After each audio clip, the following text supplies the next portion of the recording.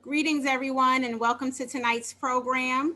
We will allow a little time for everyone to show up before we get started.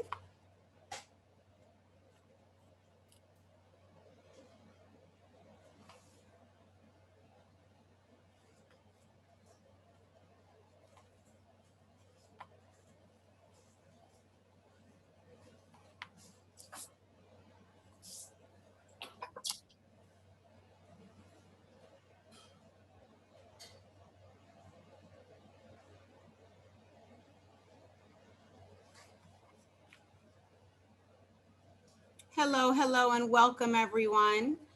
We're going to take about one more minute to allow everyone to show up, and then we will jump right into this evening's program.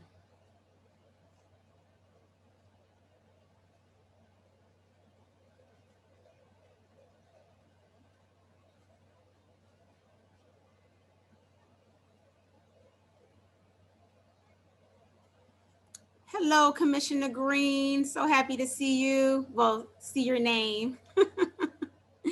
And everyone, yes, please feel free. I'll start with that. Please feel free to engage with us, the panelists, each other, using the chat. I'll be monitoring the chat. So, any questions or any big items that may come up, I'll be sure to share them with the audience. So please feel free to utilize the chat. So I will go ahead and get started. Welcome, everyone.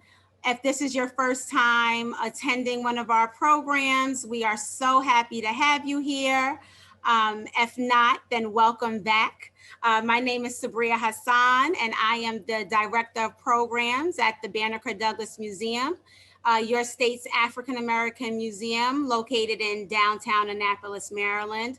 But of course, today we come to you on a virtual platform, which we've been doing since March of 2020. And we can't wait to be able to see you all in person again and, hugs and handshakes and everything else. So we know that time is coming. But as of today, we're here with you on this virtual platform. So thank you for being here.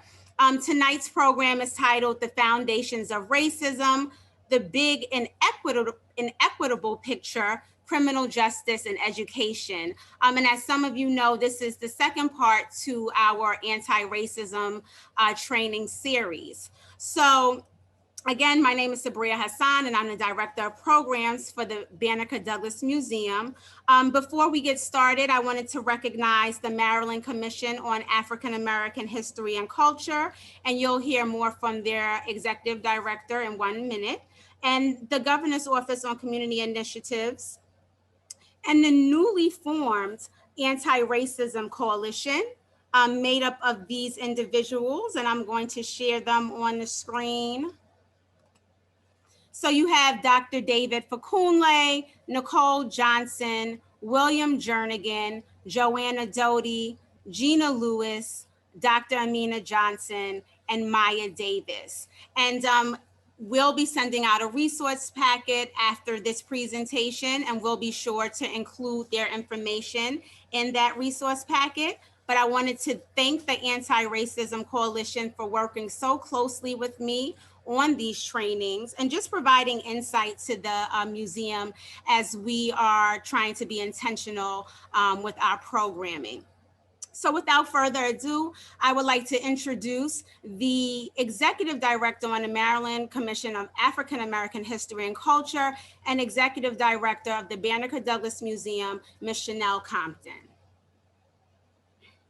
Thank you, Director Hassan, and greetings, everyone. We would like to begin by acknowledging that the land on which the Banneker-Douglass Museum was constructed is the traditional territory stolen from the Piscataway people.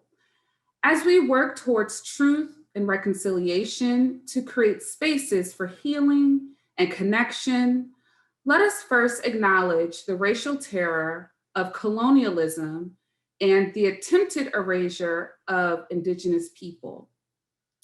As we live, work, worship, and tour historic Annapolis, Let us also commit to learning and honoring the sacrifices, resistance, history, and culture of the first state-recognized tribe in Maryland, the Piscataway Conoy tribe in the Piscataway Indian Nation. As the state's museum on African American history and culture, the Banneker-Douglass Museum is a repository of African American history and culture and a hub and resource for social change in Maryland. We hope that you leave this training inspired to learn more about Black protest in history and ways to combat systemic racism in your communities. I would like to personally thank Director Sabria Hassan and our museum staff, the Maryland Commission on African American History and Culture, and the Governor's Office of Community Initiatives, and our new Anti-Racism Coalition, and to all of our supporters, the Banneker-Douglass Museum Foundation, Four Rivers Heritage Area, the Community Foundation of Anne Arundel County, and the Arts Council of Anne Arundel, who made this initiative possible.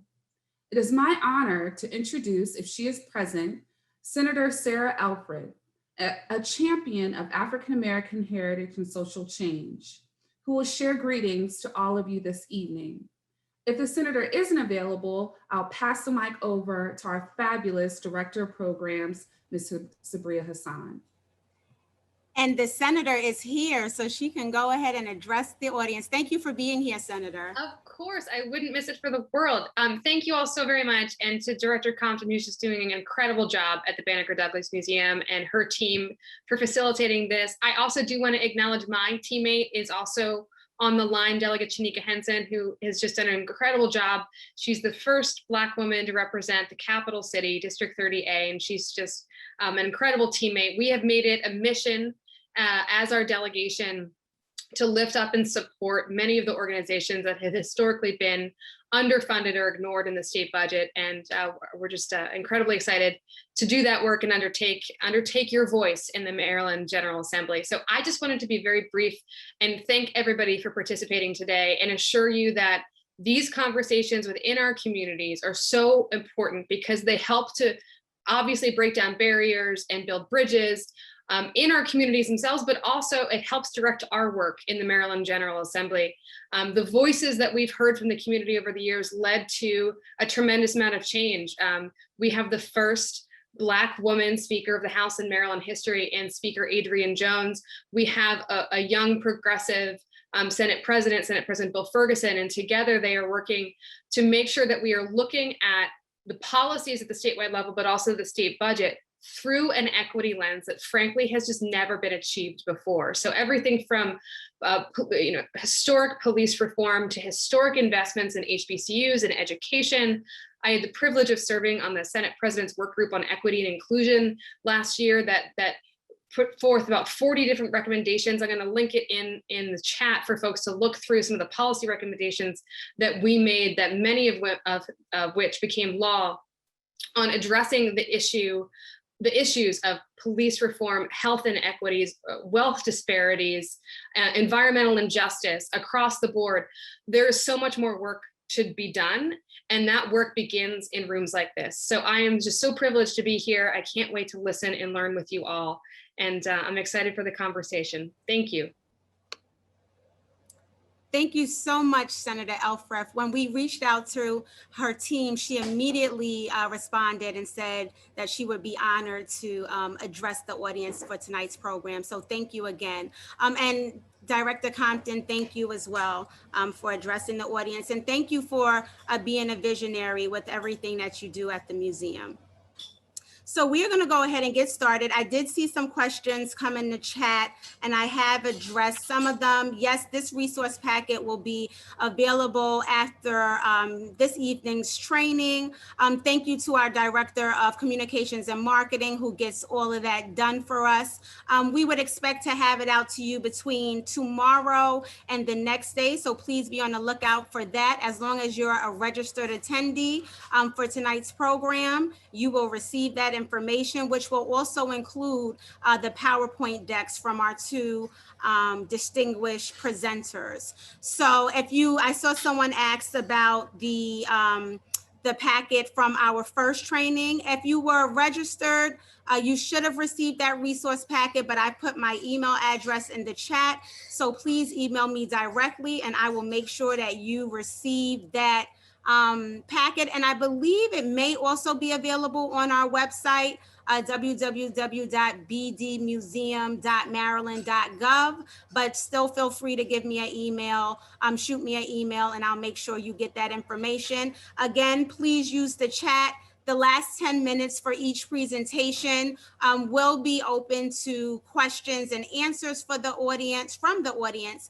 And then immediately following Dr. Coleman's presentation, we'll be sharing a Zoom link meeting with you. If you're interested in joining us in that meeting, that'll be a more informal, intimate discussion to unpack the information, the valuable information that you're about to receive tonight.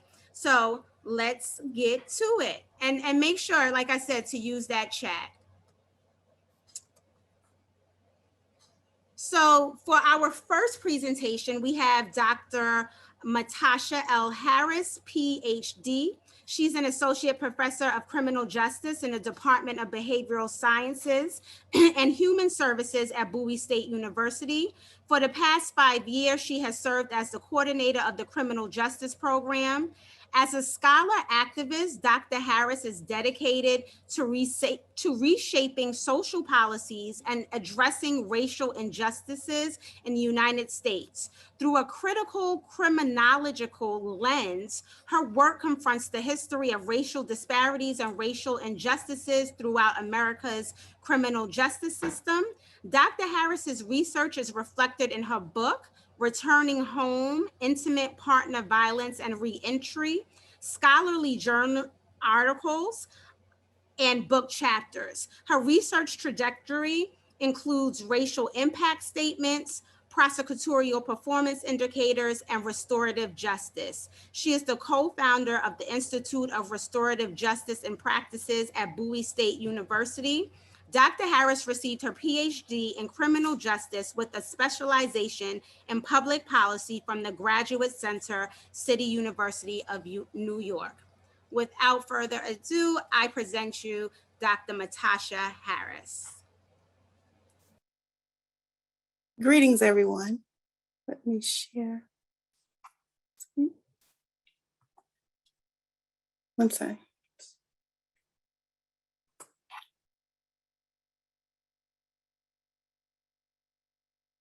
Okay.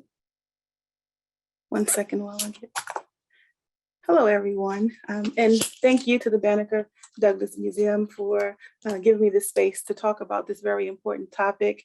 To the Anti-Racism Coalition, thank you for creating this space and having this opportunity for individuals to learn about race and criminal justice today. So before I start, I want to basically state that when we talk about criminal justice and the criminal justice system, we must take into consideration race. Any analysis of the criminal justice system that does not consider race, I would say, is a distorted analysis. So I would like to begin our discussion with a quote from Angela Davis that basically states that in a racist society, it is not enough to be non-racist. We must be anti-racist. And so anti-racist is one of the areas that we will focus on this evening. In terms of our training, there are several goals that I would like to achieve today. The first is to explain anti-racist. Next, to explain historical and contemporary manifestations of racism within the criminal justice system. We will also discuss the intersection of racism and criminal justice. We'll talk about strategies to engage in restorative conversations. And lastly, to identify appropriate ways to address racism within the criminal justice system. In doing so, we will cover the historical context of the criminal justice system.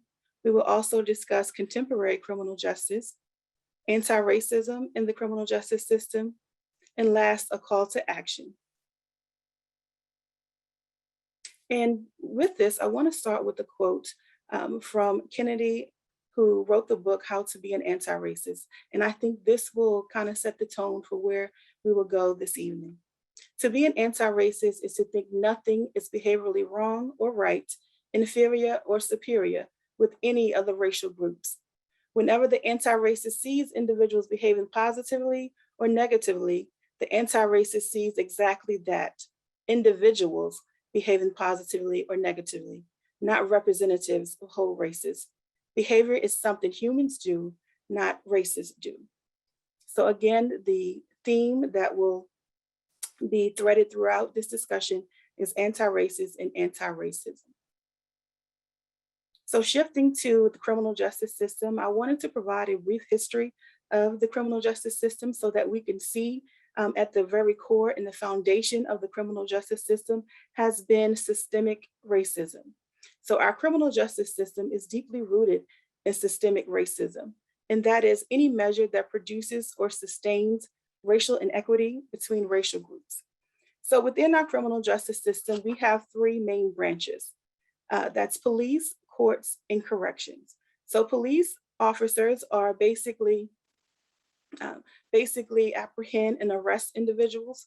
Our court system sentences and basically adjudicate in terms of guilty or innocent, guilty or not guilty in reference to the actual offender. And then we have corrections, which focuses on punishment and sometimes rehabilitation as well. And so within these three areas, we see that there has been a history of racist policies, racist practices within the criminal justice system. So starting with police, we know that in America, our distinct police system started with slave patrols. Slave patrols were actually officers who checked enslaved individuals' passes. They did security checks of their dwellings, and oftentimes they administered whippings as well. And with the police during this particular time, African Americans were excluded from policing. And so with that, it has created a toxic legacy of mistrust between police officers and particularly the African American community. And these are just some examples of the racist policies or practices that were that occurred during this particular time period in the historical time period from the beginning of the criminal justice system and somewhat to where we are today. As far as the court system, numerous racist decisions were handed down by the courts that became precedent. Also, the Supreme Court cases, there were a lot of racist decisions in reference to enslaved individuals where they were not even considered citizens and therefore could not press charges against the slave master. And so again, these are just some examples of the racism that has been embedded within the courts and the policing as well. And lastly, in terms of corrections, we see the convict lease system, and I will speak about that when I talk about the 13th Amendment. So with the 13th Amendment and the ratification of the 13th Amendment, it made slavery illegal except as punishment for criminality. And although slavery ended, we saw within the criminal justice system the use of or the extension of slavery with the convict lease system. So with the convict lease system, states basically leased the convicts out to private corporations or private companies. And this didn't end until the approximately 1928. There was an end to the privatization of services between correctional institutions and private companies. And so where we are today in terms of contemporary criminal justice in the criminal justice system, there is an intersection of racism within the criminal justice system. As I discussed before, in terms of the history of criminal justice within the United States, we could see at the earlier stages where racism existed throughout the system. And even today, in a more contemporary terms, we see it in terms of police brutality, also in terms of wrongful convictions. We know that in terms of the death penalty, if the victim is white, the person is more likely to receive the death penalty. In terms of wrongful convictions, we now have DNA evidence that can be used to determine whether or not an individual is actually guilty, and in this case, innocent.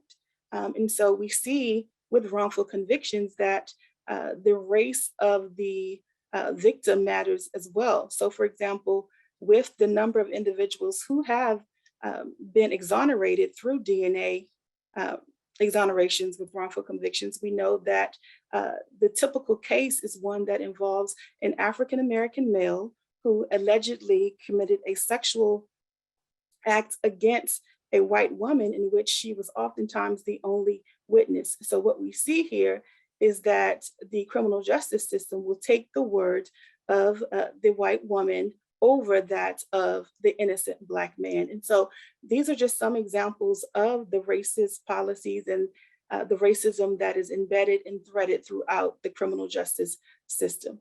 So in terms of racial disparities, we also see that in terms of African Americans and other groups, particularly Caucasians, is that at every stage of the criminal justice system, where all other things are equal, for example, the criminal background, we see that African Americans are more likely to be arrested.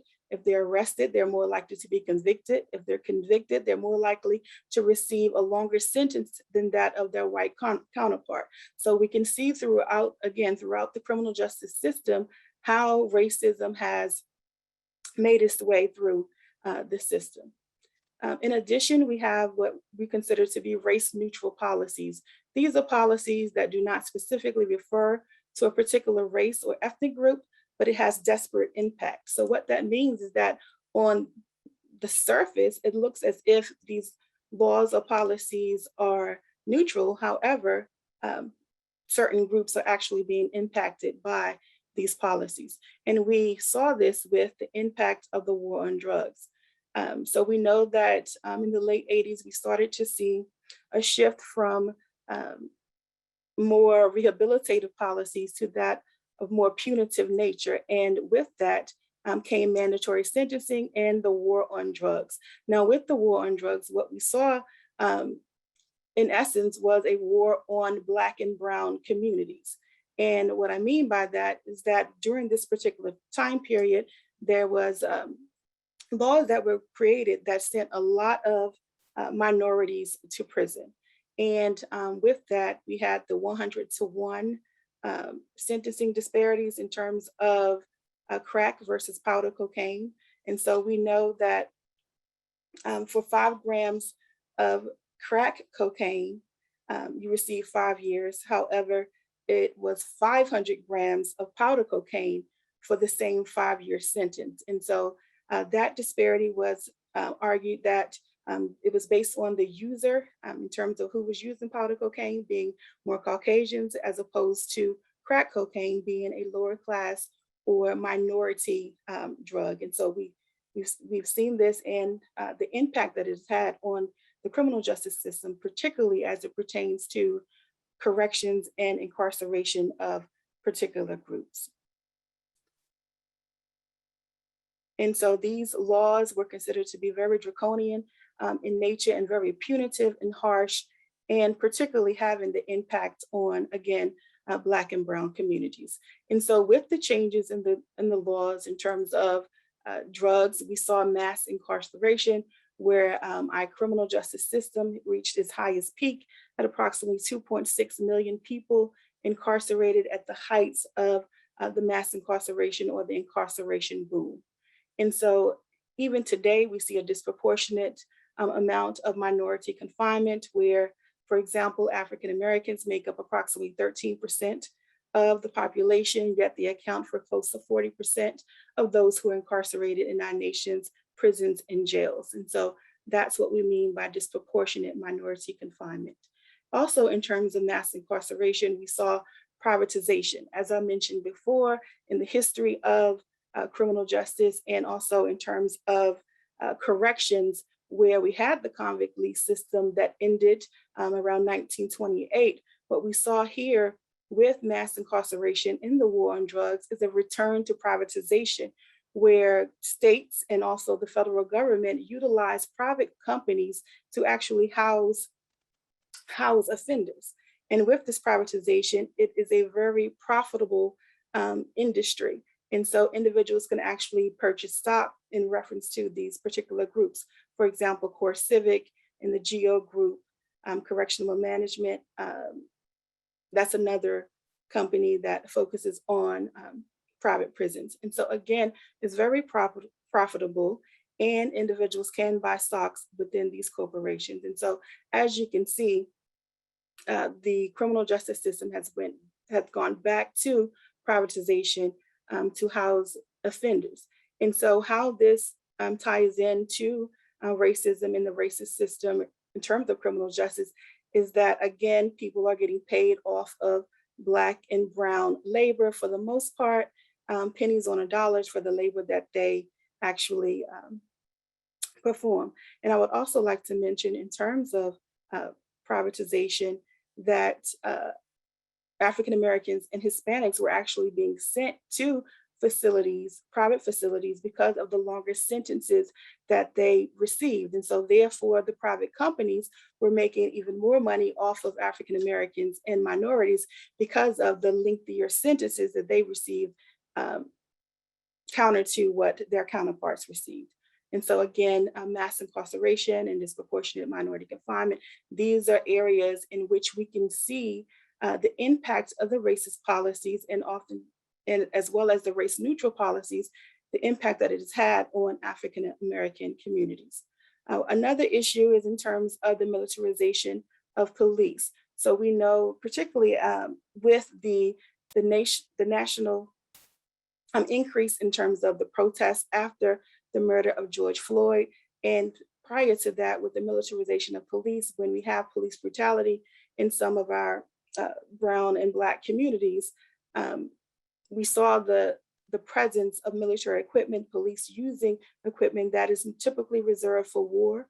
And so there's this notion that within certain communities, there's protect and serve, whereas in brown and Black communities, we see more of a law and order approach. So again, we see in different areas and at different stages, racism and racist policies threaded throughout the criminal justice system. So in terms of anti-racism and criminal justice, anti-racism is a powerful collection of anti-racist policies that lead to racial equity and are substantiated by anti-racist ideas. And so how does that look? So in terms of anti-racism and criminal justice, it looks like criminal justice reform. So we're now in this big era in terms of criminal justice reform at every stage of the criminal justice system. More specifically, where individuals or scholars are taking a look at anti-racism training, particularly for police officers. In addition, creating anti-racist policies that will address some of the inequities and inequalities that have been prevalent throughout the criminal justice system. One of the areas that is garnering more attention are racial impact statements. And these are statements that assess proposed criminal justice reform bills for racial impact. In this particular legislative session that just passed, my colleague and I, the next presenter, Dr. Coleman, we had the opportunity to work with Maryland Legislative Services to provide data and a dashboard to help with the racial impact statements to show the impact that proposed bills will have on African American communities and Hispanic communities as well.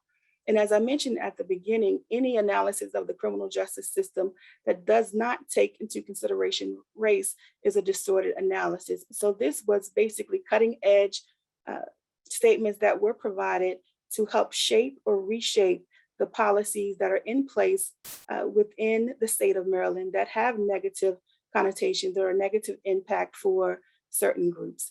And so with that, the Law Enforcement Officers Bill of Rights, we made some changes to that. And this was the most comprehensive criminal justice reform that occurred within the state of Maryland. And so racial impact statements is one form of criminal justice reform that is garnering some movement in terms of other states participating and taking a look at the impact that some of these policies could have on populations prior to the implementation or the passing of these laws. In addition to racial impact statements, and I don't have it here, are prosecutorial performance indicators where some states are again looking at the racial impact of outcomes and decisions that are occurring within prosecutors' office, offices across the country. So again, these are some ways in which criminal justice reform is taking shape in ways to even the playing field. So we also have here a call to action, and these are just some of the things that you all can do to help move the pendulum from these racist policies within the criminal justice system to something that is more equal in terms of its application. And so you can advocate for some of the bills or some areas in which you think should be changed. You can support criminal justice reform efforts. You can acknowledge your privilege. And one of the things I always state is that if you have a platform in which you have a network that you can share the knowledge and the skills that you have, just using that to better our community, because in essence, it's going to take the collective to move any idea or any reform forward. And so it's important that we come together and unite in order to move the pendulum. And also to engage in uncomfortable conversations. I know that in the past year or so, with the national unrest related to police brutality and some of the racist policies and practices that have been happening within the US, it's important that we have these conversations in order to come together and to unite and also to move forward. And also we have to engage in the work to understand some of these difficult conversations, these difficult concepts in order to bring about change. So doing the work is an important aspect as well. In addition, I would argue to be intentional with your language, particularly as it pertains to individuals who have come in contact with the criminal justice system and received those negative labels. And so in reference to negative labels, I'm referring to, for example, the term criminal, using criminal or offender or felon, and try to use language that is more, I would say, softer. For example, justice involved in terms of, as opposed to criminal. So for example, if you're trying to help a particular person or a particular group that's been through the criminal justice system, it might be a little easier to address their needs if you refer to them or view them as justice involved and not an actual criminal. It's a difficult thing to basically view someone based on a mistake that they've made for the rest of their lives. And so again, I would argue to be intentional with your language. And also in this fight for justice for certain groups and those who have been in the criminal justice system, it's important to come together again as a collective to move forward. And I started the presentation with this quote, in a racist society, it's not enough to be non-racist, we must be anti-racist. And so with that, I would argue that we should all strive to be an anti-racist. Thank you.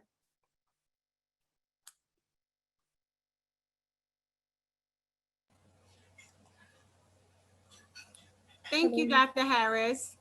So now we're going to take some questions from the audience. I can start with some of the questions that have come through already. Some of them are more, not questions so much as seeking your perspective. The first one was on the idea, I believe, of student resource officers. And I guess to expand on that, I guess maybe like policing in schools or police presence in schools. Can you speak to that at all, Dr. Harris? Yes, and although that's not my area, I can speak to that. So in essence, what we see in schools where there are officers within the schools, that Black and brown students are actually being sent to the court system, and they end up in that pipeline, what we call the school to prison pipeline. And so with officers being in the building, again, it has a negative impact on Black and brown students. Thank you. And if I can't remember who that question came from, but if you wanted more information, and I'm sure Dr. Coleman will touch on that as well, yes, as his background is in education. There was a question, can you say more or anything about what's covered in the anti-racism training for the police? So a lot of it deals with implicit biases, and there's training where they go through these actual strategies to see what their biases are in order to acknowledge them and also move forward in dealing with those particular issues that we have that we may not be aware of, so that they may not be aware of. And then Dr. Harris, I know, and Dr. Coleman, please feel free to jump in, as I know you and Dr. Harris work closely often. So please feel free to come off mute and video if you want to jump in and answer any of these questions as well. So Dr. Harris, I know you started the Restorative Justice. Is it an institute or program at Bowie State University? Can you speak more about that? I wanted you to speak more too on the restorative justice practice and what that looks like, because although I think it's one of those buzz terms we've heard, I don't know if people truly understand it and like its implications, and then the beginnings of restorative justice. So if you wanted to talk more about that. Yes, so we actually founded an Institute for Restorative Justice at Bowie State University. And with this institute, it's basically focusing on healing. And so within our criminal justice system, we have been focused on punishment and being more punitive. And so with restorative justice, it basically states that we need to take a different approach, that we need to shift the paradigm from punishment to that of restoration, because there's so many people, not only in the criminal justice system, but in the school system, and also in communities who have experienced some sort of trauma and some sort of hurt. And so in order for us to be whole and to move forward, it is important to acknowledge that pain and also give individuals tools to deal with that pain so that they can move towards healing. And so again, with restorative justice, it focuses on restoring the individual, whether or not it's an individual who have been incarcerated, whether it's a student who has experienced some sort of harm within the school system. It basically acknowledges that harm and states that we need to move forward to healing. And so there are various types of restorative practices. There's victim offender mediation, there's sentencing circles, there's a plethora of strategies that individuals can use to move forward. And one of the things that is so key with restorative justice is that justice and practices is that it includes other stakeholders. For example, it can include the offender, the victim, and the community. Because when a crime, for example, occurs within the community, it not only impacts the individual and the victim, but the community as well. And so the community should be a part of this healing process and involved in the process so that the community, the victim, and the offender can pick up the pieces in order to move forward. So it's a very transformative types of skills and practices that can be used in different areas, again, community, educational settings, and also correctional or the criminal justice setting as well. And again, focusing on healing and moving forward. Okay, great. And I'll move forward just after this in terms of restorative justice. Mm-hmm. I know you'll have some people who will ask that question of, you know, aren't there just some people who shouldn't be around people, or, you know, who don't deserve based on the crime that was committed? They just don't deserve that type of you know, justice, or what do you say to that? Because that's something that we hear a lot. And I know with restorative justice can you be choosy with it? Can you, say, well, we can do it with these people who commit these offenses, but not these people. These people need something deeper. Like how does that look in the restorative justice world? Well, in terms of that, we know that there are some individuals who have committed very heinous crimes, and some would argue that they would still be a threat to public safety. So in terms of incarcerating individuals, we look at whether or not the public will feel safe if this person is back in the community. So whether or not the person returns to the community, they still can benefit from restorative practices and restorative justice. For example, just because I might have murdered 20 people does not mean that I'm not a candidate to heal, because we know that a lot of times individuals who have been through the criminal justice system have received some form of abuse, whether it's physical, sexual, or emotional abuse. So to address those issues, even for individuals who have committed crimes, I think is very humane. And so still having them incarcerated is one thing, but also being able to benefit from practices and methods that will help them move forward and address the trauma and the pain that they've experienced, I think they are deserving of that. Thank you very much, Dr. Harris. And I wanted to take a question because I didn't want any questions to be overlooked. And this is from Louis Biondi. The recent article in the Capitol about the criminal history of the shooter who killed the midshipman's mother disturbed me. And for us, for those who may not know, there was a recent murder in Annapolis where a midshipman's mother who was dropping him off at the Naval Academy was shot and killed. Do we need more training of judges to have them understand that anyone with that criminal record, black or white, should not be released on recognizance? And I think, this question was sent at the beginning of the presentation. And I think I saw it at the beginning of the presentation. And I think once I heard the presentation, it kind of speaks to that idea of, how do you move forward? How do you heal once the crime is committed? So I'll let you, speak to that as well. Okay. And so for clarity, the individual was released on their own recognizance after murdering someone? So I'm not aware of that part. That's what is stated. And I don't know if that happened, but what they're saying is, do we need more training of judges to have them understand that anyone with that criminal record, black or white, should not be released on their own recognizance? So it appears that this person who had a criminal record was released on their own recognizance based on this question. Okay, and normally with a person being released on their own recognizance, so they haven't committed a crime before, and they're not considered a threat to the community, to public safety. So I am a bit confused as to why that person would have been released, knowing that they murdered someone, and if this was another offense that have been committed, why they would be released on their own recognizance. So I would have to have more information on that, because typically if they're a threat to public safety, or there's a possibility that they would flee and not return to court, then those are grounds for denial of bail. Thank you.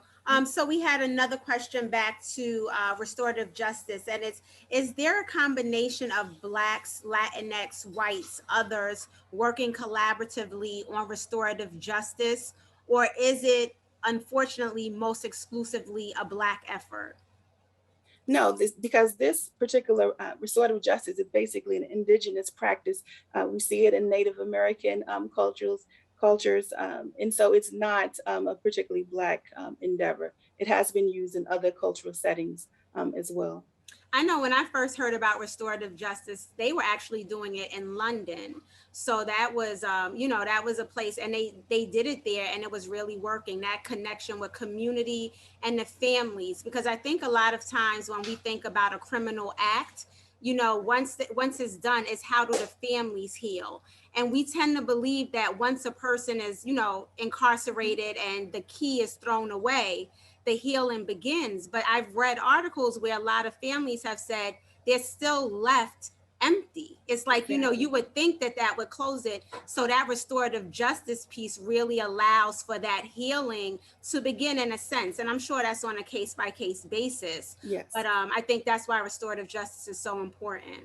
Yes, and I would just like to add that with the Institute of Restorative Justice, and Dr. Coleman, he's a part of the team as well, we do offer annual trainings. Last year was our first conference, and so we will have another one in April of this year. In addition to the Institute of Restorative Justice, we do offer a concentration in restorative justice at Bowie State in our criminal justice program. And so we do have 12 courses that we offer in terms of restorative justice as well. And through the Institute of Restorative Justice, we will offer opportunities for community members to come in to receive training, to be certified as restorative justice trainers. And so when in building this institute, we were intentional in creating a space where the community could benefit, the educational individuals from the educational system could benefit, and also individuals from the correctional system. And so we will be, once we get up and running, we will be providing information in terms of the trainings and the resources that we offer through the Institute of Restorative Justice. Thank you, Dr. Harris. And I saw Donna Bivens has mentioned Better Not Bitter by Yusuf Salam. And I believe, if I'm correct, Dr. Salam is one of the exonerated, is it the exonerated 8, the Central Park joggers? Yes. So yes, his story is compelling. We didn't include it on our resource list, but Donna Bivens, thank you for including that. I think his story is most compelling for me as a mom, as a Black mom, because of the impact that his mother had while he was incarcerated, literally fighting for his life. And his mother, who stood by him and said, "My son did not do this, and if I have to fight until the end, I will." And they fought, and of course they were exonerated. Yes, please share that library link, Joanna, if you can share that. So that's an excellent resource. Thank you so much, Donna, for that. So as we begin to wrap up with Dr. Harris, I just want to make sure that we are answering the questions specifically for Dr. Harris and Dr. Coleman, and please continue with questions. Dr. Coleman, you may be able to touch on this as well. How can we engage in meaningful discussions with students at middle and high school level about policing? So I was trying to stay in my lane and let the good Dr. Harris do her magic. There's no one answer, to be quite candid. And I would take, which I'll show in my presentation, a multiple pathways approach. In school, to the extent that you can, out of school, messaging to parents to with guidance, support, and a community effort on that talk, if you will, right? How do you guide your children to when and or if, but most likely when you are approached by police or encountered by police? And so it's an in-school, and it should be, it's an in-school effort that also is branched out to a school community and family involvement effort as well. And with that, I would say that we make sure that it's intentional. We don't just glaze over it. Just, you know, let's make sure that whether it's breakout groups or mentoring program or, you know, something done during gym or you know, before or after reading, just something that's intentional. Dr. Harris, did you want to add anything to that? Thank you so much, Dr. Coleman. Sure thing. And I would say too, in terms of race and policing, is that there are some scholars, Black scholars, African-American scholars, Hispanic scholars, who will provide a different lens. And oftentimes when we look at race and policing, we're looking at it from a Caucasian male's perspective. And I think it is important to include individuals who have that lived experience to help in these discussions. So I would argue or state that if you could find someone with that lived experience to kind of help with the conversation and the dialogue, I think that would be quite helpful. Thank you, Dr. Harris. And we will just have, this is the last question, and I think it pretty much, I think it has to do with the presentation. To Dr. Harris, what were the names of the 2 examples of privatized prison groups that you listed, and how can we divest our dollars to affect the money making atrocity, or what policy changes, if any? Okay, so I mentioned CCA, which is Correctional Corporation of America, and they did rebrand themselves as Core Civic. So they had one Correctional Corporation of America, and then once the federal government and other states started to say, okay, we're no longer going to use private prisons, and we're going to focus on bringing people back into the community, they rebranded in order to capture the people returning home from prison. And so, yes, Core Civic and Geo Group, and I can't think of the third one, but those were the main 2 in terms of the private companies. And again, a lot of states are trying to move away from privatization of prisons and jails because the corporation sold them this big dream and they didn't come through with it. And there's so many issues related to for example, escapes and unsanitary conditions in these institutions. And so the states are finally trying to shift away from using private corporations to house individuals who have been convicted. And what was the last part of the question?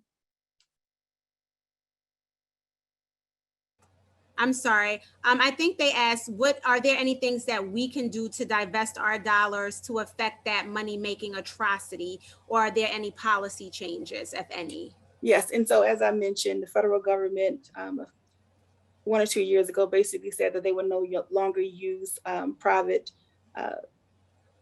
companies for housing individuals. However, they still use them for individuals, undocumented individuals in that particular regard. However, again, most states are shifting away from privatization because of the cost and also the issues surrounding that. And are there any list of like companies? I remember, you would hear things. So like Victoria's Secrets, I remember there was that big thing where when you used to call in and place an order, there was the idea that there were actual incarcerated individuals taking the orders. So I would assume that there may be a list somewhere, if you Google, of those corporations who engage in those practices. And you would be surprised, I know you're from New York, that in Bedford Hills, they actually have the DMV center there. So when you call, there's a chance that you will receive that one of the women who are incarcerated at Bedford Hills will actually take your call in reference to your DMV issues, your issues with Department of Motor Vehicles. And so, yes, there is a list for that as well. Okay. And what I'll do is if when Dr. Coleman is speaking, if I can find a list, I'll drop that information in the chat for the audience. Well, Dr. Harris, I wanted to thank you so much, and also remind the audience that immediately following Dr. Coleman's presentation, we'll drop a link towards the end of this program where we'll have some more informal conversations. So any questions that you may have, Dr. Harris may or may not be in attendance, but we can kind of lean on each other to unpack the information that we've heard today. So don't feel like everything ends once Dr. Coleman is done. We just wanted to be able to provide a more intimate, platform with Zoom meetings. So Dr. Harris, I wanted to thank you so much for being here today. This information is pertinent, it's needed, and I think it allows us to just view criminal justice in a different lens. And I know that's something, when you hear about crime rates raising in cities, particularly urban cities across the nation, for me, it really just gives me perspective on the history of criminality in urban communities. So thank you so much, Dr. Harris, for the opportunity. Here. Thank you. So what we'll do right now is we'll take, actually, I'm going to hand the floor over to Director Compton, who I believe wanted to address the audience briefly. Just briefly, I love shout outs. So I just wanted to give a special shout out to the Maryland Commission on African American History and Culture, our Commissioner, Janice Curtis Green, as well as our delegate and champion, Delegate Shanika Henson, who's doing tremendous work around racial equity and youth programming, specifically in Annapolis, Maryland. So thank you so much for being here. And I'm gonna pass the mic over to Sabria Hassan, who will give a few words on our breakout sessions or our break. Yes, and it's a really quick break, just about 2 to 3 minutes. Get up, stretch, grab some water, and we are gonna come back and jump right into Dr. Coleman's presentation. So in about 2 minutes, again, just to grab a drink, stretch. Thank you all so much for being here. And again, thank you, Dr. Harris, for that great presentation. I also see Commissioner Thompson is here. So thank you for being here, Commissioner Thompson. Great to see you.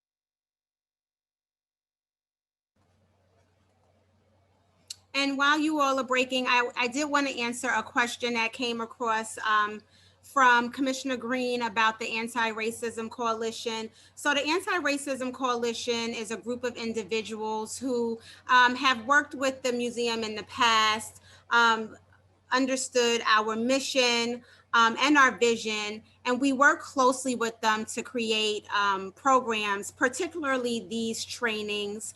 So we meet beforehand, of course, to plan the trainings. We brainstorm around, the appropriate presenters. We lean into our networks in order to really bring you all these engaging programs and training. So I really wanted to give a shout out again. I see some of our coalition members are here this evening. Dr. David Fakunle, Will Jernigan, Dr. Amina Johnson, Joanna Doty. I see Gina Marie Lewis is here. So again, thank you all. I send them emails on a Sunday morning about whenever I'm feeling something that has to do with the trainings, and they all are truly expeditious in getting back to me and making sure that we're providing as best content as we could for our audiences. So thank you all again. So what we're going to do now is we're going to get started with Dr. Coleman. I'm gonna go ahead and read his marvelous bio. And again, with Dr. Coleman, just as we did with Dr. Harris, please feel free to use the question and answer tool if you feel more comfortable putting those questions in the chat. We're monitoring both spaces, so whichever one you feel most comfortable with, please do. So Dr. Coleman, who many of us met prior to as he engaged in questions and answers with us, serves as an associate professor in the Department of Educational Studies and Leadership at Bowie State University. Additional roles include director of the doctoral program in educational leadership, former founding faculty fellow for the Center for Research and Mentoring of Black Male Students and Teachers, a founding committee member for the Social Justice Alliance, a coordinator for the Research Institute for Scholars in Education program, and university faculty athletic representative. Dr. Coleman's research involves best practices to enhance cognition and learning and social emotional development with cultural, race, and ethnicity considerations. Much of his research contexts include connecting multiple factors for school success using integrity, asset-based practices to engage students' learning, school climate, and effective leadership. I am really excited about Dr. Coleman's presentation. So Dr. Coleman, the floor is all yours. Thank you so very much. Director Hassan, may you please provide me access to share my screen? I sure will. You should Thank you. have it now. Thank you. Yeah, I'm going to welcome. make this transition to do so as best I can.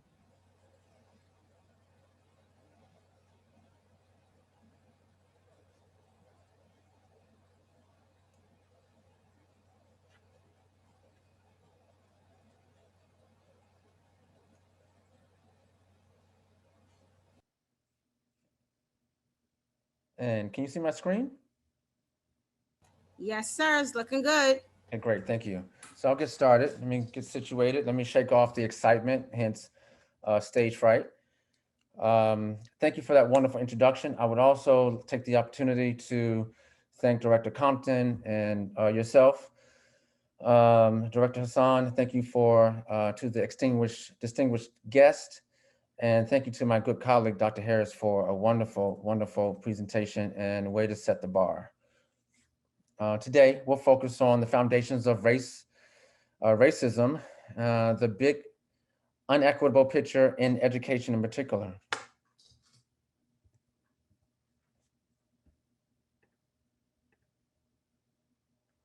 What we'll attempt to do today is develop a foundation of racism, focusing on racism post-slavery. Now, I want to provide a quick note. In no way am I suggesting that racism began after slavery. It's just, this is where our starting point is going to be for our discussion this evening. There's so much we can cover that happens before slavery, during slavery, but we'll start sort of just immediately after slavery, taking a snapshot there. We'll focus on a problem statement in education, work on a conceptual framework towards solutions, and towards solutions, look at an approach called or related to transactional strategies. Just as background, quick background, and I need to take a deep breath oftentimes when I cover this material because it becomes unsettling every single time we review it. Post-slavery, though, America felt some kind of way, generally speaking. Felt that with the loss of white supervisors, African Americans were menacing in a deterioration of their Black social and moral condition would occur. Black children were born with a moral degeneracy. And only for examples, Black women, they were raped and failed to complain. So this must have been proof of the sexual laxness of the plantation woman. These notions or these types of concepts were precursors to the pseudoscience of social Darwinism or eugenics. This fed the narrative to suggest that Africans and African Americans were biologically insufficient or inferior.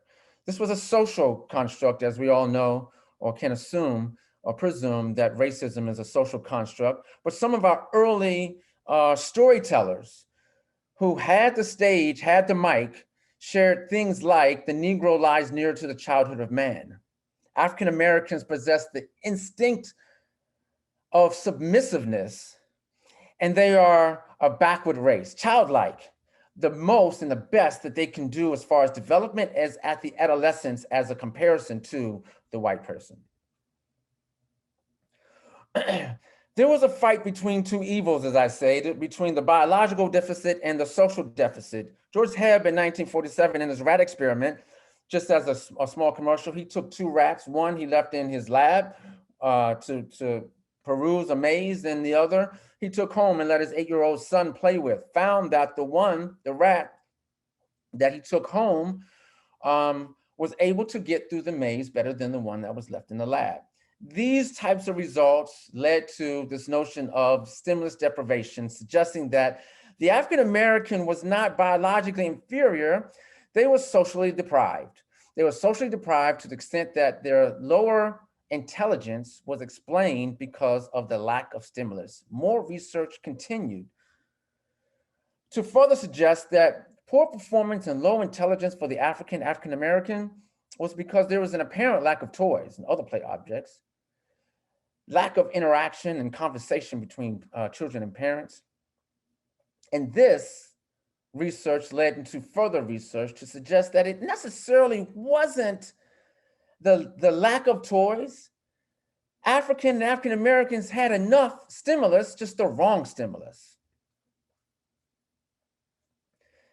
This research, or these types of research, further developed into a combination of nurture versus nature. It was nurture and nature, suggesting that Blacks lacked impulse control.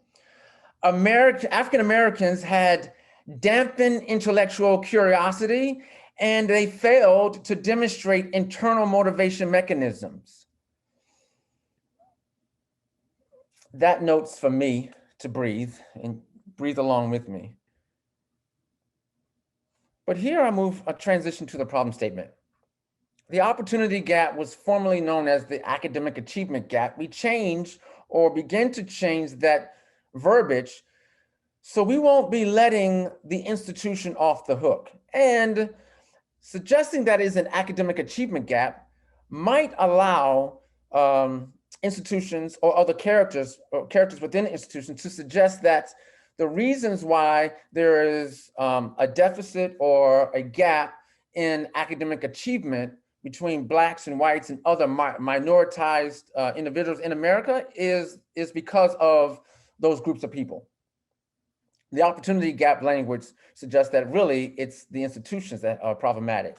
Well, there are three opportunity gaps. We'll focus on the first one, minoritized group versus majority group, but there is an overlap, a Venn diagram, and I'll give honorable mention to the other two. Americans are behind in academic achievement compared to their world counterparts. One. Two, which is still an overlap, is that we are operating in a system, in an education system that is over a century old. We have gone through at least 3 industrial revolutions. We are probably in our major 4th one with the technology, and we are still using the same model. We're still using the same model that one, wasn't built for African Americans, and two, was built for socialization of European Americans and European immigrants.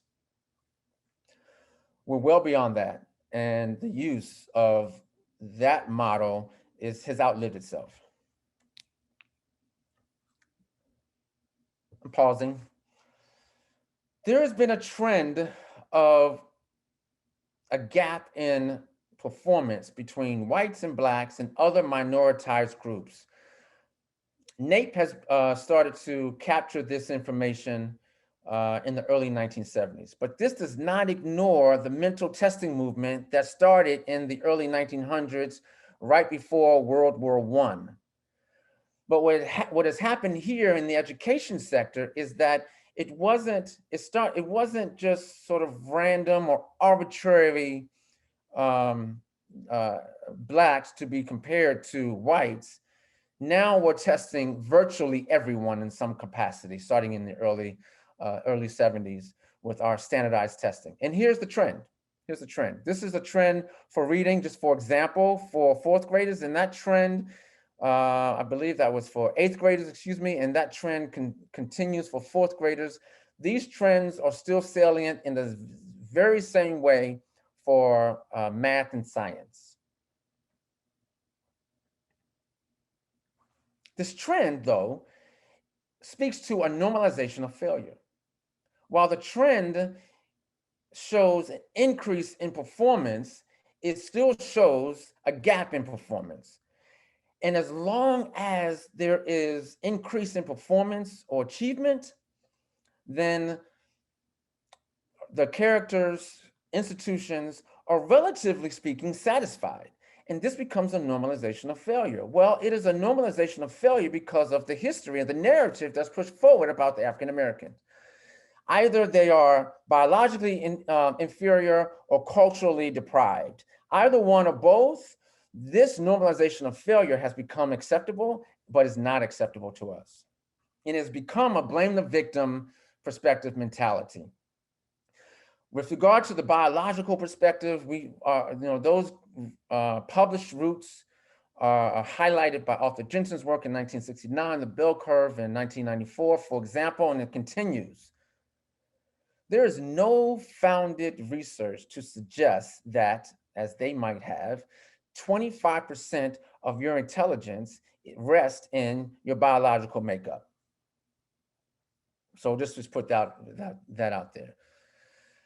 There's also been a suggestion to feed into this gap in achievement of performance that there's an increase in mental health issues. And this increase in mental health issues are due to racism and oppression.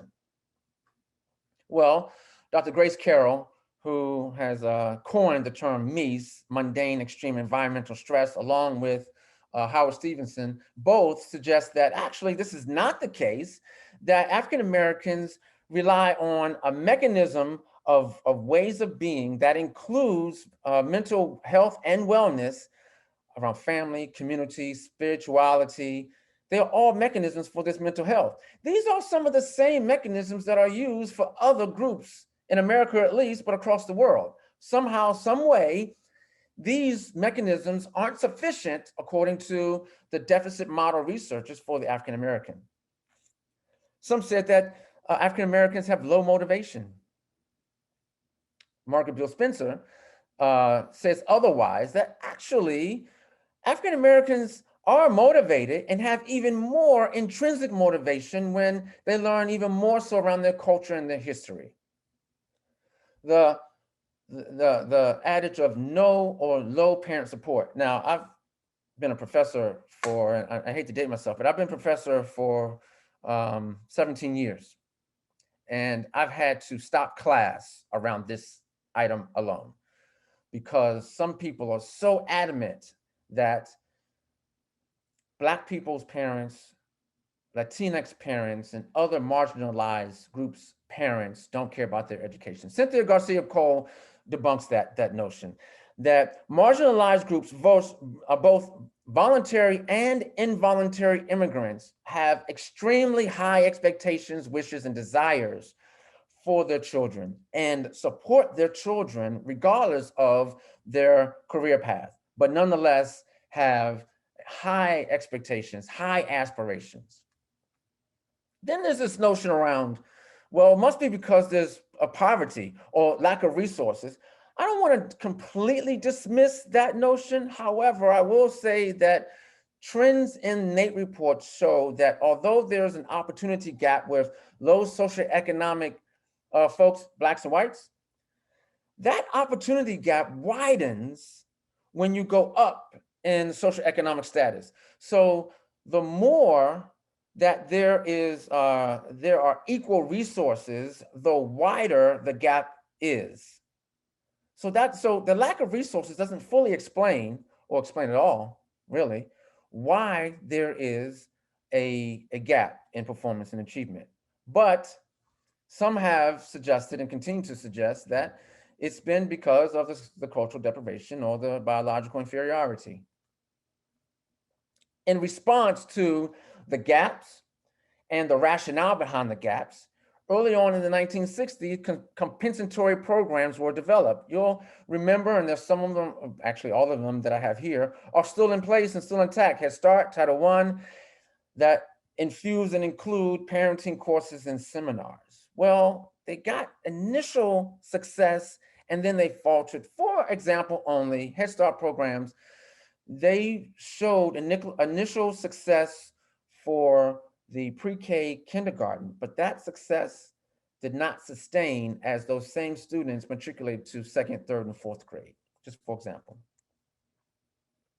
Some of the premises or some of the earlier claims are still functioning around these compensatory program ideas, that there needs to be something to compensate for what's lacking or missing in the low SES African-American families and other minoritized groups. Let me take a commercial break here, as I take commercial breaks, just to say that the education system intent was never intended to educate the Black person or other people of color in particular. Now, they were built to educate immigrants, but European immigrants. And so the education system was built to socialize the current white populations and European immigrants, making sure that the European immigrants did not Mongolize the current white population. In addition to socialization, it was a tool for tracking, selecting, or funneling, if you will, funneling students in different paths and tracks for their professional career, whether they're going to work in a steel mill, or if they are going to work on an assembly line, which could be a combination of both, or they're going to, or do they show intelligence or higher intelligence and built and made for something else, attorneys, physicians, etc. African Americans were not included in this idea. And in this commercial break, I'll say this is to me, this is the most disrespectful space for African Americans in education. It's one thing to be at the bottom of the totem pole, and no one wants to be at the bottom of the totem pole, but it is a whole nother disrespect to not even be on the totem pole. When one finger points at you or points out as a blame, three fingers point back at you. And so I'm pointing those three fingers back to the education institution. Teacher quality is one aspect. Teacher quality is an issue. Oftentimes in the education space, and it's been happening for decades and still happens today, that new teachers are often placed in low socioeconomic Black communities, and troubled teachers are placed there too. Those teachers who they want to get rid of, don't know where to put them otherwise. They put them in spaces where students are getting sometimes the least quality of teaching. This is not to say that new teachers can't be good teachers, but there is a learning space for new teachers to be better teachers. There has been a devoid of cultural diversity in the classroom that accounts for traditional, functional, and environmental culture. In that devoid, there is an issue, a challenge around teacher-student relationship quality, where there's a persistent effect of low expectations that are placed upon Black students.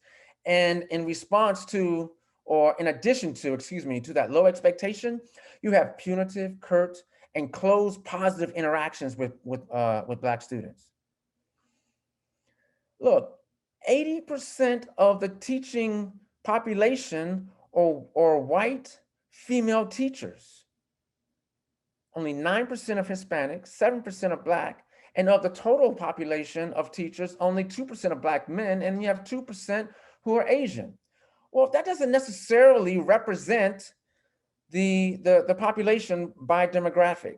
And so it could be helpful, in addition to focusing on these other finger pointing spaces, it would be helpful if we recruit teachers who look more like the students who they are serving.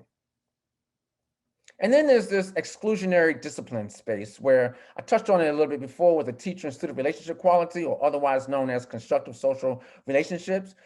There has been a history, and it still happens today. One of my students just published a dissertation last year who showed that for females, female girls in high school, a high school in the northeast region of the United States, 95% of the suspensions in that particular high school were of Black girls. I'm sorry, 95% of the Black girls who were suspended, of the girls who were suspended, were Black girls. Sorry. Black students are suspended and expelled at higher rates for minor infractions compared to white students. So where do we go from here? We can spend a degree worth, undergrad, master's, or even doctoral degree, talking about problem identifiers, but what do we do about it? I assert that we present a power to define. That's been my motto. That's been something that's been instilled in me during my training. This approach lends to the self-identification, self-defining of our group. It focuses on the integrity or assets instead of the inferiority and deficiencies. It embraces integrity through assets. It embraces our culture. It embraces our way of being. And I'm moving something from my screen. In a culturally congruent learning environment, students draw upon emerging competencies, leading students to become better capable at tuning into what is important. In turn, students become more motivated and actively engaged. And as a result, students value the importance of learning, and educators value the importance of learning for their students, thus providing African-American students in particular equal opportunities for high academic achievement. But what are assets? Because I speak about them pretty abstractly, and although they remain abstract, let me just hunker down a little bit on some assets. What are assets? Assets is everything about a person, absolutely hands down everything about a person, but that everything about a person is what is informed by that person through their tacit learning or their explicit learning. It is everything that the child started to learn since before they were born that lends to interests and preferences, prior experiences, attitudes, beliefs, and opinions, family traditions, and other environmental spaces and ways of being. Stop here for a second. I was in a wedding, one of my best friend's wedding a long, long time ago, and I was playing while during the rehearsal. I was walking down the aisle and I was goofing off, and the wedding coordinator was like, "Are you from Philadelphia?" And I'm not.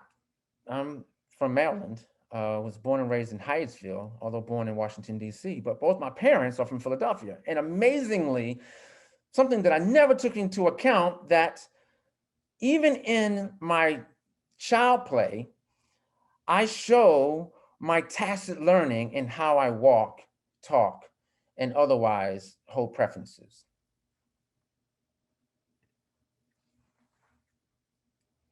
This tacit socialization, tacit learning that happens before children are even born is an early occurrence that happens within the home and the community, not just within the house. However, the schooling institution is based on a European American cultural values, and there's a disconnect there. When little Sean goes into the school setting, he goes into the school setting with his cultural baggage, his cultural luggage. There's nothing bad, anything about that, but that's just what he carries around with. He carries around with his cultural shirt, his cultural pants, his cultural socks. When little Sean goes into the school, he's faced with, what do I do with my cultural luggage? Well, another child who is not of color enters school and does not have to make those decisions. They enter school and they're met by the principal, the teacher, and other school staff, and they're saying, "Hey, come in, let's name him Johnny," right? And actually, John and Sean are the same name, depending on where you are. So let's name them that student Johnny. So Johnny comes to school and he's embraced with his cultural luggage, his tacit cultural luggage. So much so where he goes into the classroom and he can pull out his cultural shirt and the teacher can say, oh, that's a fine shirt, let's learn with it. Well, when little Sean goes to school, he's asked to leave his cultural luggage at the door and borrow Johnny's or something like Johnny's. And to the extent that he can or cannot or is willing, he is reprimanded.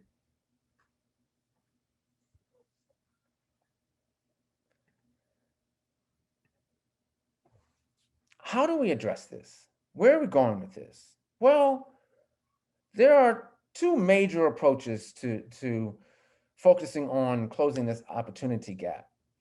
Many try a technocratic approach, and I'll talk about the technocratic approach first, although it's on the bottom, and then go heavily into the transactional approach.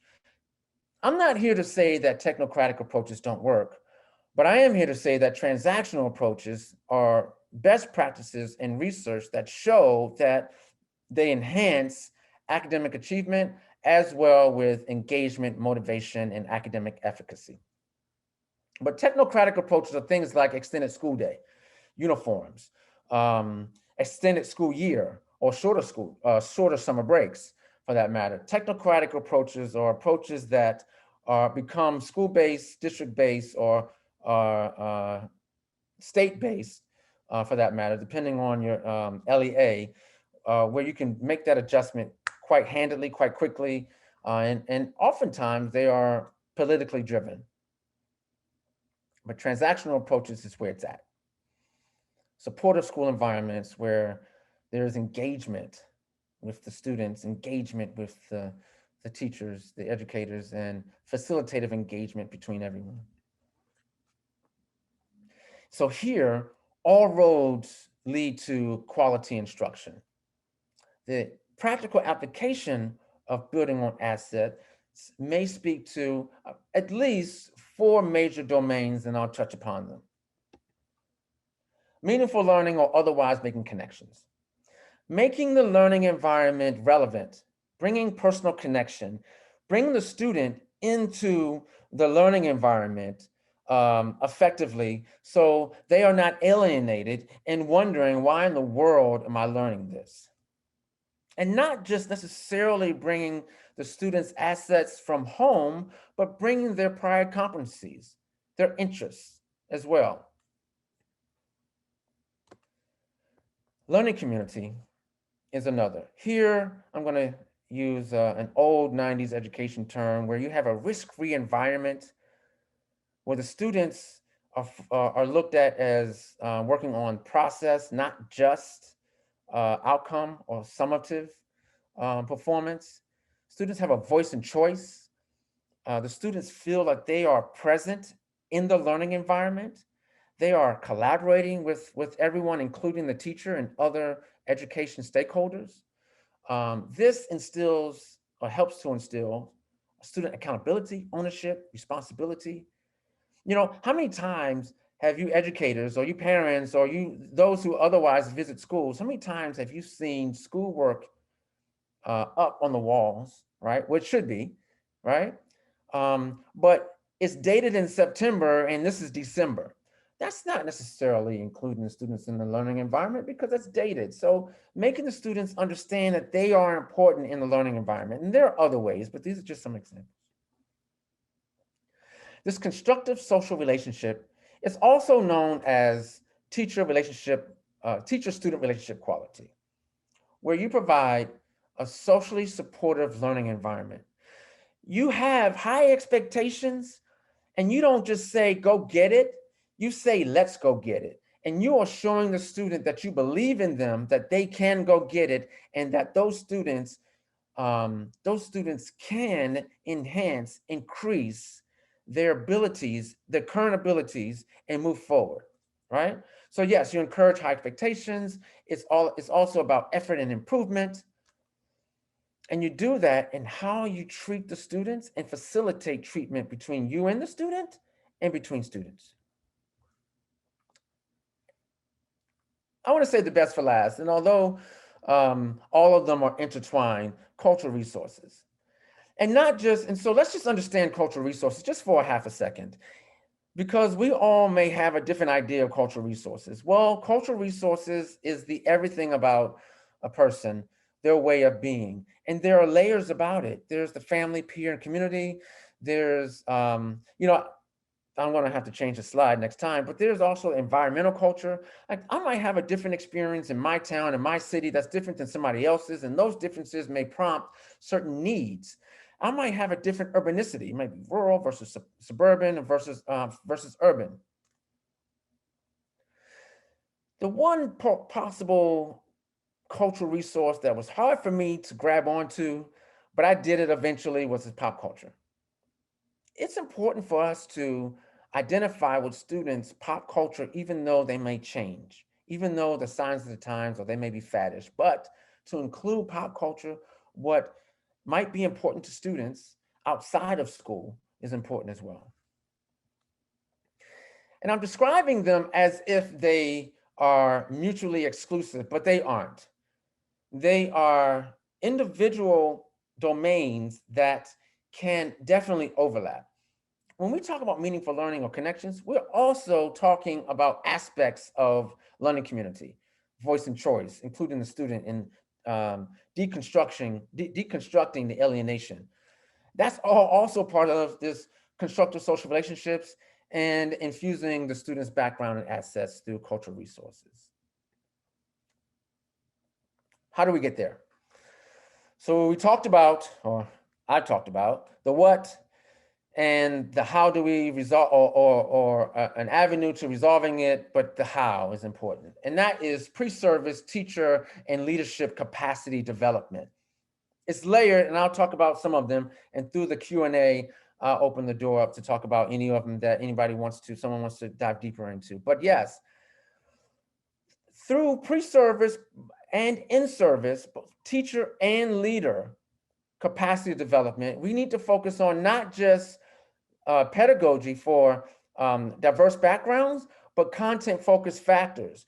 We need to make sure that we are experts in the fields that we are teaching, in the content that we are teaching, and understanding that pedagogy changes sometimes depending on the content. I may not use the same strategy every single lesson in every single way from one topic area to the next. I'm gonna skip down to asset-based focus. Understand that our children can succeed, and they can succeed in high-stakes environments. This practice with reflection, this is where we make sure that the teachers and the other educators are reflective in their practice and not just teaching go, go, go, go, go without having a mechanism of reflection.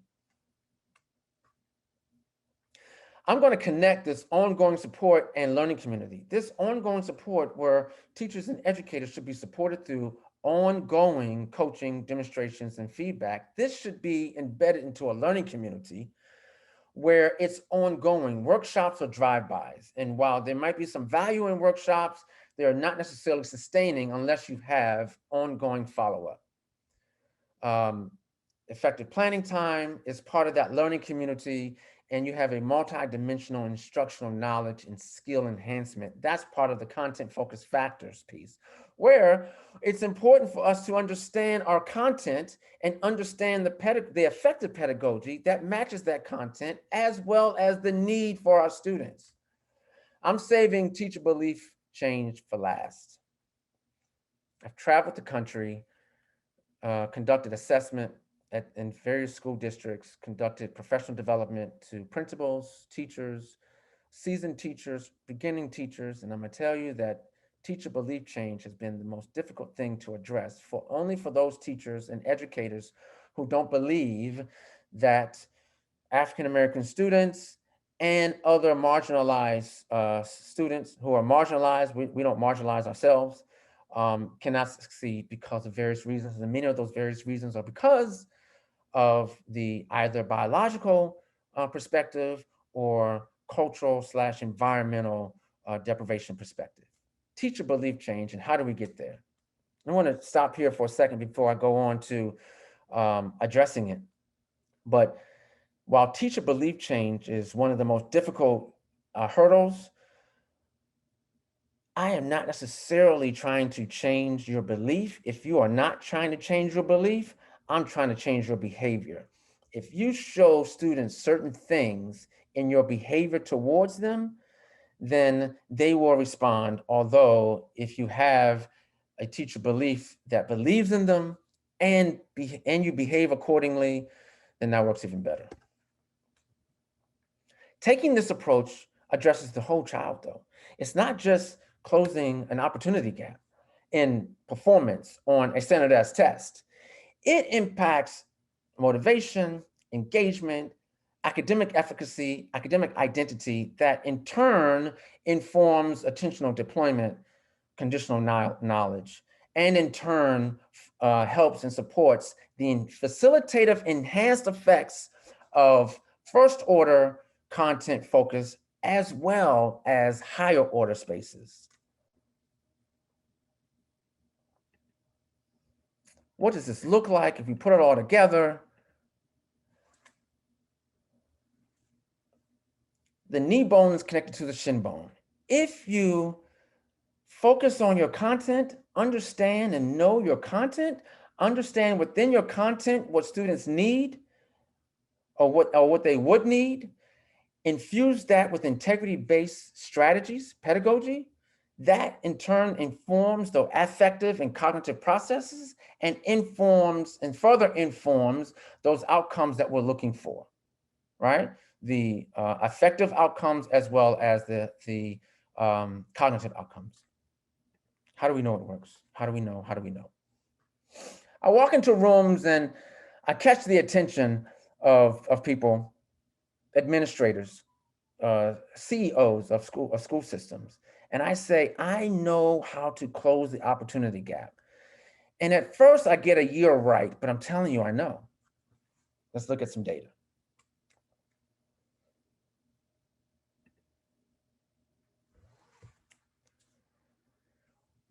When you include meaningful connections into the learning environment, African-American students, they tend to feel a sense of belongingness in that learning environment.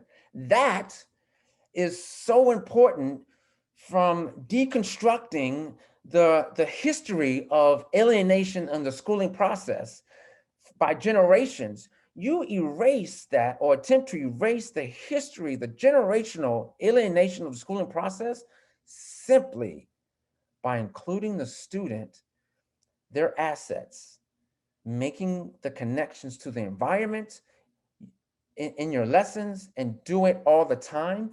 Let me take a quick stop. One of the challenges that we meet when we travel the country and talk about this notion, we get, well, I do that. Well, the key is not doing it once a day or once a week. The key is to do it all the time in every lesson, all the time in every lesson, and not just in warm up. This is a path analysis. This is my attempt to make sure, these are my attempts to make sure that I get the breadth of my audience, those who like statistics versus those who want to hear the narrative.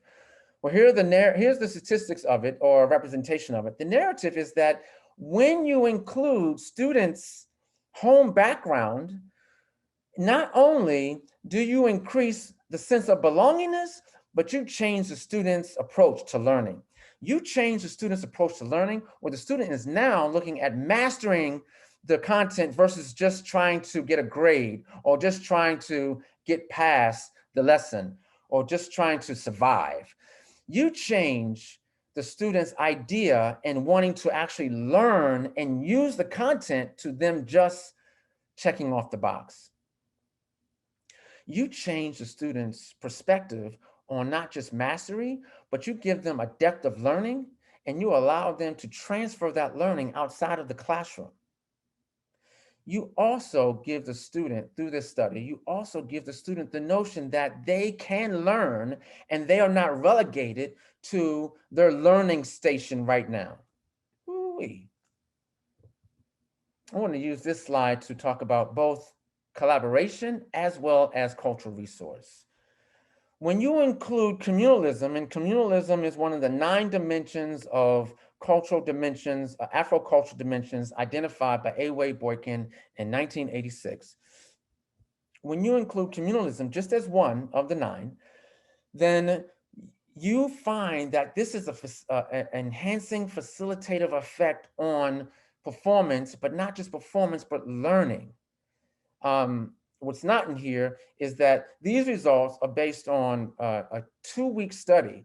So the learning was sustained over time over a math fractions unit compared to working individually. Now, just as an aside, the communalism group and the individualism group, those teachers receive professional development. Those teachers receive content-focused factors and fractions. Those teachers were trained in how do you teach this content and using this pedagogy. The control group was not. The control group did not receive any additional training, but they were state certified teachers.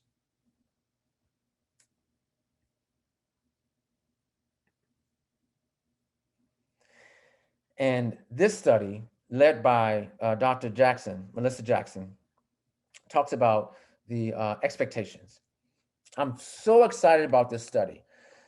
What happens here is if you spend quite literally 15 seconds sharing with students that you believe in them and that you believe that they can achieve, if you spend 15 seconds, then they grow in their effort and persistence. They are attuned better to the lesson, and they achieve higher scores from pre-test to post-test significantly, not just descriptively. In converse, if you share a low expectation prompt, say, look, do this work. You might not be able to do it, and I understand because I understand where you are.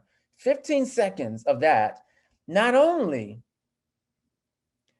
is there a difference between those who achieve in the high expectation group versus the low expectation group, but those students who have the low expectation prompt, from pre-test to post-test, they go even lower. At post-test, they perform even lower than they do at pre-test.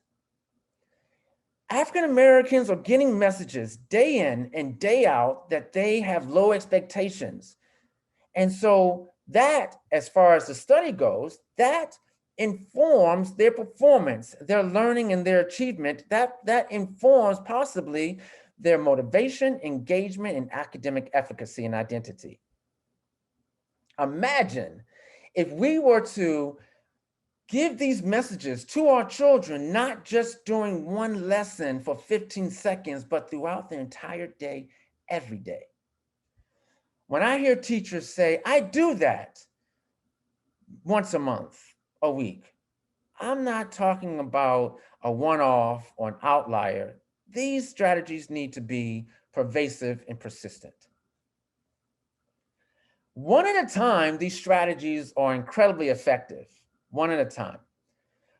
Put them together, Tootsie roll them, and create a multiple pathways to success. Use them all at the very same time, and you decrease the possibility of students falling through the cracks. If you use all these evidence-based best practices to close opportunity gaps, enhance academic achievement, and build on academic efficacy, motivation, engagement, and academic identity.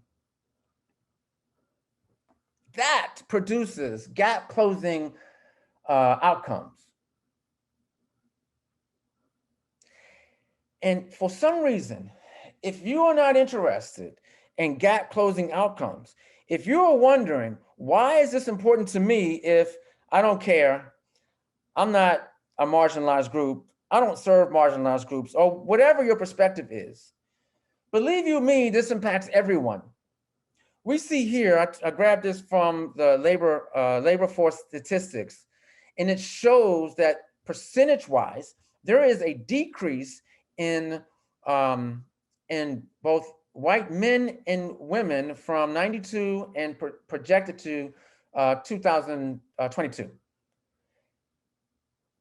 But if we're talking about percentages, if whites are percentage-wise going to be decreased in the labor market, and marginalized minorities are going to be increased in that labor market by percentage, then it is upon us to recognize that we're going to need everyone. We want that, that well-educated doctor or nurse. We want that well-educated attorney. We want that well-educated salesperson at the car dealership who can problem solve effectively, or someone who is trying to problem solve our cell phone bill, or someone who we need to find a rental car and they're helping us with our rental car. We want everyone, because we become a more service industry society.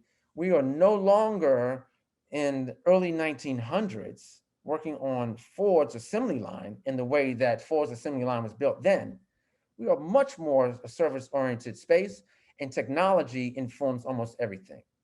So if you're not sold on altruistically focusing on enhanced facilitative academic achievement for African Americans and other marginalized groups, think of yourself, because you'll need someone who can problem solve and navigate spaces that are not written, spaces that are not in the handbook. Thank you. That's what I have. I am excited to have questions. Wow. That was excellent. Thank you so much, Dr. Coleman. And yes, we do have some questions. So we will get started. I see them rolling in. And don't worry, everyone, we will get all of your questions. The first question, Dr. Harris, let me make sure. Yes, it's about special education. So how do we better in-service teachers on special education needs? So many of our children are diagnosed as special ed and may just need additional resources. And I wanted to add to that, maybe to talk a little bit about if there is a such thing as the overrepresentation Absolutely. of African American youth in special ed. Yes. Great question. And a question that's ongoing to have a need to be addressed. So it's a great question. So all roads lead to instruction in some capacity, or quality instruction. In our pre-service programs, oftentimes, as well as our in-service training, we focus on multicultural education, or we focus on multiculturalism. It's one class. It's not well focused on. It's trying to encompass so much in one 16-week course, thinking that that is the key to making sure that everyone has a lens for equity, opportunity, and inclusion. If we better support our current teachers and prepare our pre-service teachers to understand the diversity and the assets that our students bring to the table, and see students through that lens, then you won't automatically see them as having special needs if you are having a problem with the student. And oftentimes, really more times than not, the problem is not within the student, it's within the instructor themselves. Oftentimes, the instructor does not self-reflect, or the school leader is not providing a mechanism for instructors to self-reflect in a way where they can build and see students' assets. Thank you. So the next question, can you talk about how virtual learning widened the opportunity gap, and what, if anything, can be done about it? We understand that you may not have the answer to all of the world's problems, but can you provide any feedback around that topic? Let me tell you, I am challenged with virtual learning. I mean, I'm a university faculty member myself, and I, like everyone else, has been flung into the virtual teaching and learning space. And although I felt like I was handy enough with technology, I had to be handy with it all the time. There is so much missing from in-person. I'm going to get on your sofa for a second, friends. There's so much missing from the in-person teaching and learning space. I get so much information, even if it's from the 30 seconds that a student walks into my classroom. I see how they walk, they talk. I see how they, I see their mood, their attitude. I see what preferences they like. I see the clothes they're wearing. I see how they like to wear their clothes, how they like to wear their hair. I see so much from an accumulation of micro stimulus from students in the and as a collective and individual. We miss that through virtual learning. To be honest with you, it's a struggle, it's a challenge. That coupled with a technology gap in a lot of our spaces, although many of our local school districts have really took a yeoman's effort to close the technology gap with students. But there are certain things that we could not adequately address. How do you address a student who has several siblings, or a parent who also has to work, who needs Wi-Fi that doesn't support the amount of instruments or machines on there? How do you tell a student don't watch their sibling and be on camera while they're watching their sibling or with their sibling, or in the same room with their sibling while their sibling is also on camera? How do we address those things? I think that there is a space for our teachers to be even more so sensitive and understanding. And part of that, so we think that we need to just support the students. And I say we, I'm not pointing fingers. I don't want 3 fingers pointing at me. But we think that our students need to be supported only. Our educators need to be supported as well, because just like our students, our educators are going through it, whatever the it is, because it's different for everyone. And we should also be supporting our educators on how and what should we be looking for to be more sensitive to our students. Now, this doesn't necessarily answer this, Director Hassan, but these are some of the things that have to be considered as we answer the questions. And so what are we doing about it? We are providing supplemental services to students who are able to get online in off times. If they can't get online effectively during the regular school day, there are supplemental services that are happening during the summer, after school, or what have you. Doesn't solve everybody's problem, but they're there. For example, we have support staff, PPWs, for example, who are going to the homes, who are checking in on families, to seeing, who needs additional support. And that's being supported by principals and counselors, et cetera, to help make sure that students are as supported as best possible through this virtual space. That's great. Thank you. And very, very thorough. I'm going to move over to some questions that came in through the chat. And by the way, we've gotten excellent feedback. I have a lot of requests for the PowerPoints, and I just wanted to let those who may have come on later know that both PowerPoints will be included along with the video recording of this session in our resource packet that's set to go out 1 to 2 days after tonight's program. So a question we have from Andre Turner. Dr. Coleman, what are your thoughts around the restorative practice movement in the schools regarding whole child development? Oh my gosh, Brother Andre, that you said a mouthful. So there is a restorative discipline practice that's happening in some schools. At least that's the effort in Maryland, especially. At least that's the effort. To what extent do all principals institute that? I can't say. I know that everyone doesn't institute it the same because there is not a whole lot of oversight in that, although there's some, but not a big oversight. But absolutely, restorative practices and justice in the school system, Brother Andre, is very important. And similar to the talk response that I gave during Dr. Harris's response, it should be intentional. It shouldn't be flyby, and we should bring everyone on board, everyone being stakeholders. We should bring students, families, business, community business folks, museums. We should bring, everyone on board to have that, not just conversation, but planning.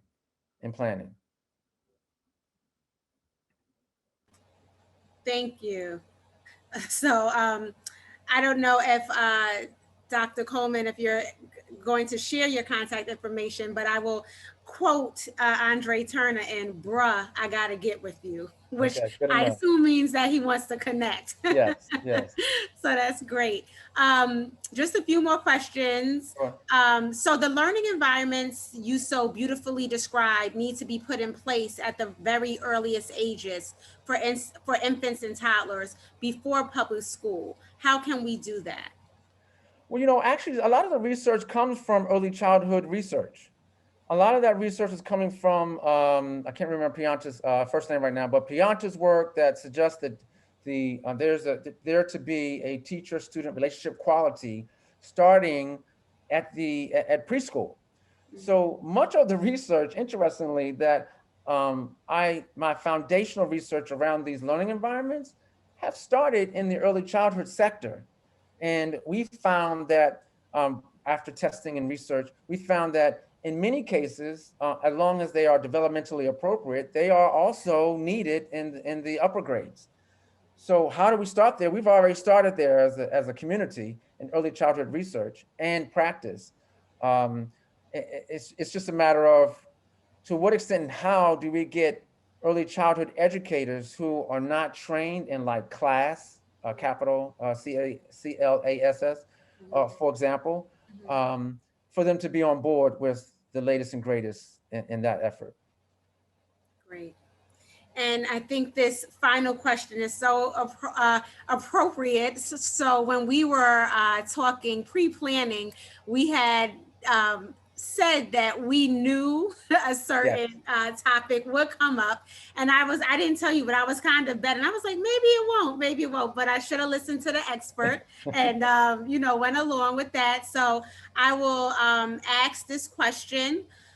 What is the future of AA? And I believe they're referring to Anne Arundel's student academic advancement as it relates to the impact of critical race theory, and how does it impact teacher belief change? Okay, can you say that to me one more time? I'm taking notes Yes. so I can stay on it. What is the future for Anne Arundel County students' academic achievement as it relates to the impact of critical race theory, and how does it impact teacher belief change? Now, teacher belief change is written in, I don't know if that's like if TBC is an acronym or if they're just, I'm not sure about that, but that's the question. Yeah, thank you.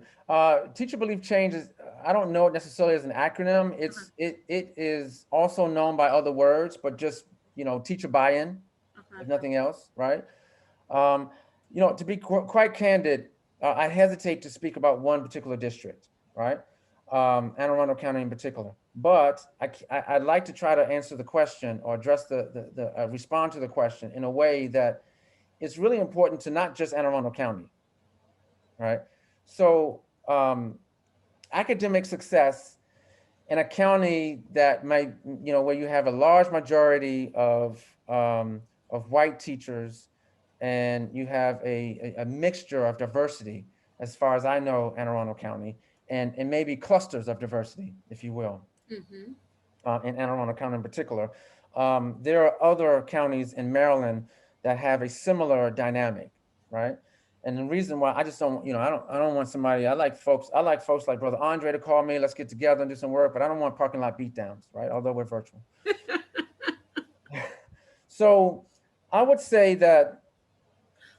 Oh, and I'm sorry, I don't mean to cut you off, but it was African-American students, not Anne Arundel County. I think that should be clarified. So A squared or AA, got you. Yes, I'm so sorry. I'm in Anne Arundel County mode. I'm sorry. They were referring to African-American students. Yes. Sure. So those who we can refine, adjust, who are already bought in belief change, let's go. Don't hold back.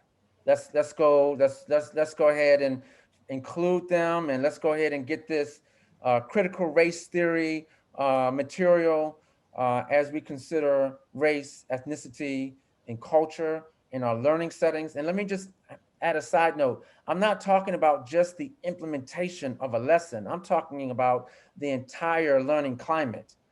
Implementation of a lesson is just one aspect of it, an important aspect, but just one.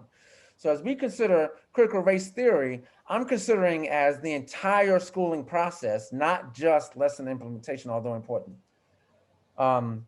So let's include that in our pre-service and our professional development environments, especially for our African-American students and other students who are marginalized, not self-selected, but marginalized by social constructs. Those who are ready to buy into the belief change and the use and effectiveness of that, let's go. Those who are not, I can't dismiss them, to be honest with you. I think that there are some behaviors that are relevant to the same belief, whether you believe it or not. If you behave in a certain way towards our students, then you have a better chance of yielding enhanced academic achievement and all those things that come with it. So for example, high expectations. You don't have to believe, although I want you to, you don't have to believe that our students can achieve high, right? But what you have to do, right, for your employment is behave in certain ways that our children can achieve high. For example, if you're in a classroom and you're focusing on little Johnny, only little Johnny, because you know Johnny has the answer. And so you're going to call on Johnny and you're going to ignore Sean and Sabria, right? Throughout every lesson or most lessons, that shows Sean and Sabria that you don't believe in their abilities and you're not interested in building their abilities to the extent that you might believe. Look, you have to pull out your equity sticks. You have to do a popcorn where one student answers and they pick another student. So you have to vary your selection and how you support your students, whether you believe in them or not. And there are techniques to be used to that end. Use the techniques, because if you don't use the techniques, then when I come observe you, then you're a poor teacher.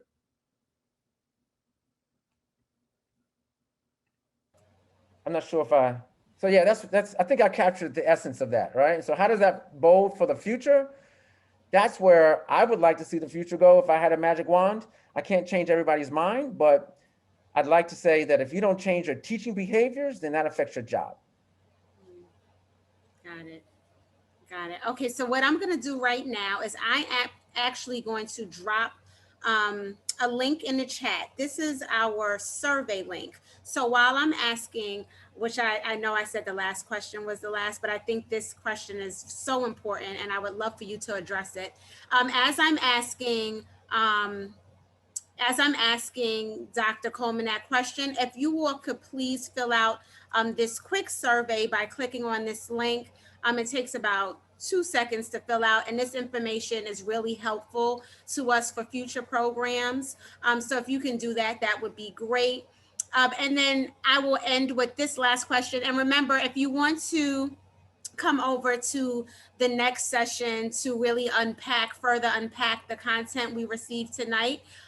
In a short while, Joanna Doty will drop the link to that Zoom meeting in the chat. And we'll get that meeting started immediately after I end this meeting. So thank you all for coming on and staying here.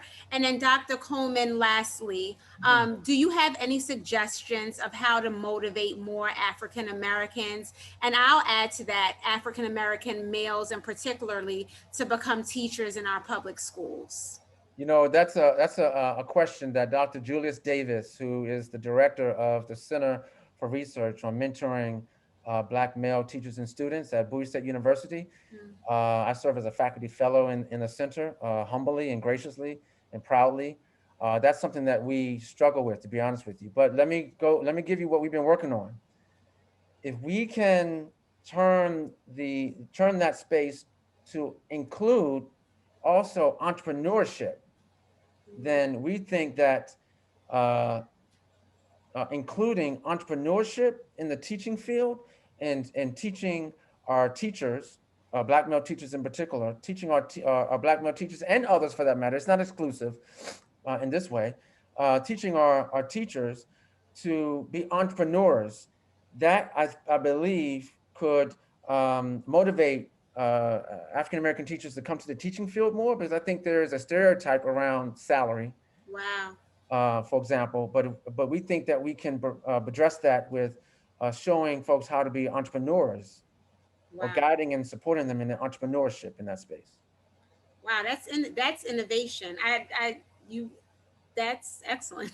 I would like to learn more about that. I'm a former teacher, and I do think that stigma of, salary when it comes to education and teaching is there, but to couple it with something, I know there's a similar stigma when it comes to nonprofit work, but to be able to, couple it with that entrepreneurship component, that's fascinating. So Yeah. thank you for that. Yeah, thank you. And I pay homage to Dr. Julius Davis with that work. Thank you. Thank you so much.